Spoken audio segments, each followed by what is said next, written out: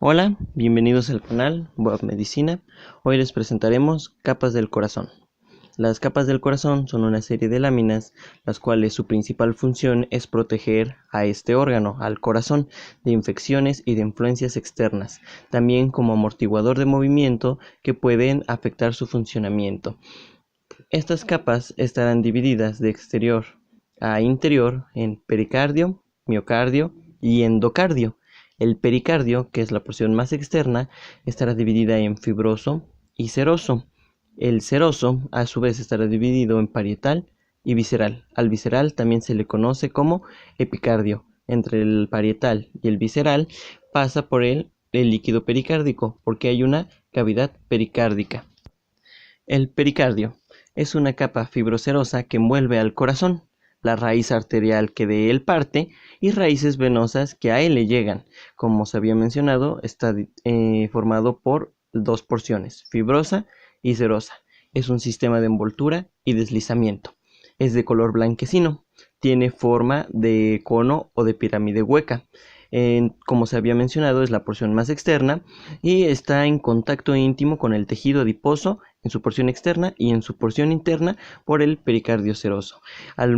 Como forma un cono o pirámide, va a tener una base, cuatro caras y un vértice. La base. La base estará aplicada sobre la convexidad del diafragma al folio anterior, pero no toda la base. Estará un poco alzada, la cual originará un espacio. En él se hallará tejido conectivo, y entre la base, tejido conectivo y el folio anterior del diafragma se le llamará espacio de portal. Tendremos también un vértice. Este vértice será truncado y rodeará los vasos emergentes de la base del corazón en su porción superior, donde su punto culminante será el tronco brachiocefálico. También tendremos una cara anterior, una cara posterior, una derecha y una izquierda. La anterior será delgada, en forma triangular, y se extenderá desde el diafragma, desde el folio anterior hacia la raíz vascular en su porción anterior. En la cara posterior será un poco convexa, se extiende en sentido vertical desde el diafragma también a la arteria pulmonar derecha. La cara derecha será del lado derecho, vertical y estrecho, desde el diafragma hasta la vena cava superior, y la cara izquierda será convexa, atravesada por las venas pulmonares izquierdas y se extiende por el borde del corazón. En la pantalla a la derecha podremos observar una imagen donde se observa un prisma triangular del cual podemos localizar al vértice y de ahí localizar las caras tanto anterior, posterior, derecha y izquierda. En la cara anterior puede decirse que se culminan la derecha y la izquierda, ya que están en esa proporción. El pericardio fibroso, como es la porción más externa o es la capa más externa, estará en contacto con diferentes elementos. Uno de estos elementos es el ligamento freno pericárdico, el cual irá del diafragma al pericardio. Otro es el ligamento externo pericárdico, el cual irá del esternón al pericardio fibroso, del cual saldrán dos, uno superior y uno inferior. Tendremos el ligamento vértebro-pericárdico, el cual se irá hacia las vértebras y llegará al pericardio. También tendremos una membrana broncopericárdica, la cual saldrá desde la carina, que es la división de la tráquea, la cual originará a los bronquiolos y estará hecha de colágeno. Como se puede ver en la imagen del lado derecho, vemos como estos ligamentos y esta membrana transcurren desde el pericardio a sus distintos puntos de origen. Tendremos después del pericardio fibroso al pericardio seroso. Este será mesotelio simple, que es más profundo, más delgado y delicado y está formado por una doble capa, porque como se mencionó, está dividido en parietal y visceral, divididos por una cavidad pericárdica. Forma una doble capa alrededor del corazón. En la capa visceral van a pasar los vasos coronarios. Estas estructuras están separadas por la cavidad pericárdica, como se había mencionado, la cual va a transcurrir entre 15 y 50 mililitros de líquido pericárdico, que va a funcionar para lubricar y amortiguar los movimientos que realice el corazón. Estas hojas se continúan con la otra siguiendo una línea de reflexión, por lo tanto serán paralelas. Tendremos a la vez zonas de tapizamiento referenciales o zonas de término, las cuales será donde el pericardio seroso se pueda engrosar o tenga un término. Tendremos al pliegue preaórtico, que será un engrosamiento en la lámina visceral. Tendremos al pliegue de la vena cava izquierda, pero sabemos que la cava no está del lado izquierdo, simplemente es porque es un vestigio embrionario, lo cual dará a la vena vestigial de Marshall, o la oblicua de la aurícula izquierda, formando un cordón fibroso. Es un punto de término. Tendremos la abertura anterior del arco de la aorta, donde igual se originará un punto de término, un seno transverso del pericardio entre la raíz arterial y la aurícula izquierda. Ese es el seno transverso, y tendremos también un seno oblicuo, lo que es del pericardio, que igual estará entre las venas pulmonares derecha e izquierda y la cava inferior, junto con la arteria pulmonar derecha. Al seno transverso también se le puede llamar fondo de saco de Thiele y al seno oblicuo fondo de saco de Haller.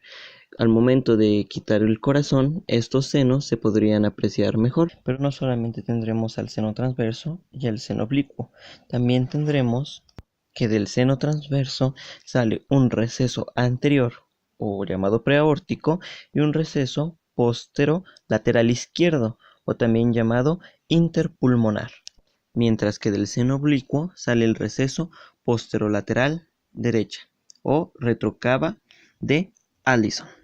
Continuamos con el miocardio, que es el tejido muscular cardíaco. Confiere el volumen del corazón, responsable de la acción de bombeo, gracias al sistema de conducción, 95% de la pared pericárdica, haces en sentido diagonal alrededor del corazón. En los ventrículos es más grueso que en las aurículas y en el ventrículo izquierdo es más grueso que en el ventrículo derecho. En los ventrículos tendremos que estas fibras musculares se dirigirán del borde superior hacia la punta del corazón. Hay una inversión de las fibras externas descendentes en internas ascendentes, ya en el vértice, como se observa en la imagen, y los cuales nos formarán dos planos, uno profundo y uno medio. De aquí saldrán los pilares, que serán pilar de primer orden, de segundo orden y tercer orden.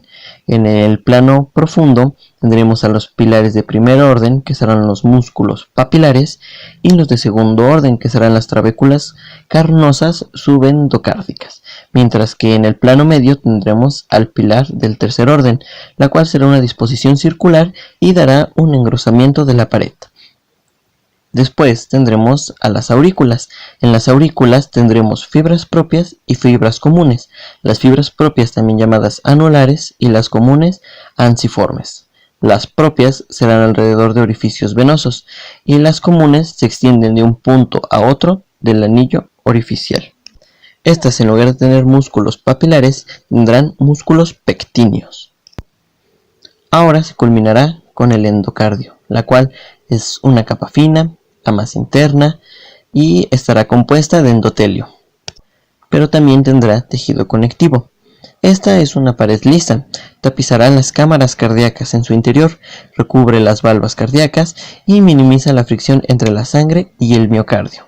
Si no existiera esta capa de endocardio, la sangre originaría un gasto al miocardio mismo, lo cual después se provocarían problemas en la función de contracción. Para culminar se presentará un caso clínico, el cual será sobre la pericarditis, referente al tema ya visto. Esta patología, o la pericarditis, es la inflamación e irritación del pericárdico. No es muy frecuente, puede pasar a cualquier edad, a cualquier género, entre el 2 y el 5% de la población. Puede haber pericarditis aguda, crónica o recurrente, la cual es por varias manifestaciones entre 4 a 6 semanas. Tiene distintas causas. las cuales pueden ser desde infecciones virales y bacterianas, enfermedades sistémicas, o se puede desarrollar posterior a un infarto de miocardio o traumatismo. Sus síntomas serán dolor punzante e intenso en el pecho. Esto se debe a que se produce cuando las capas irritadas del pericardio se frotan entre sí. Se puede llegar a confundir con el infarto al miocardio, pero para eso vamos a tener una serie de diagnósticos los cuales nos lo van a diferenciar. Pero también para su diferenciación nos va a servir mucho que una de sus manifestaciones es que cuando el paciente tose, respire o se acueste, va a presentar mayor dolor, va a tener palpitaciones cardíacas, fiebre y debilidad. En el diagnóstico diferencial se realizará un electrocardiograma, enzimas cardíacas y se le pedirá al paciente que se siente y se incline hacia adelante para observar o para detectar si se alivia el dolor. Con esto podemos detectar si es una pericarditis. Su tratamiento es mediante medicamentos antiinflamatorios no esteroideos, reposo y raramente se utiliza una cirugía. Y con esto culminamos el tema de capas del corazón. Gracias.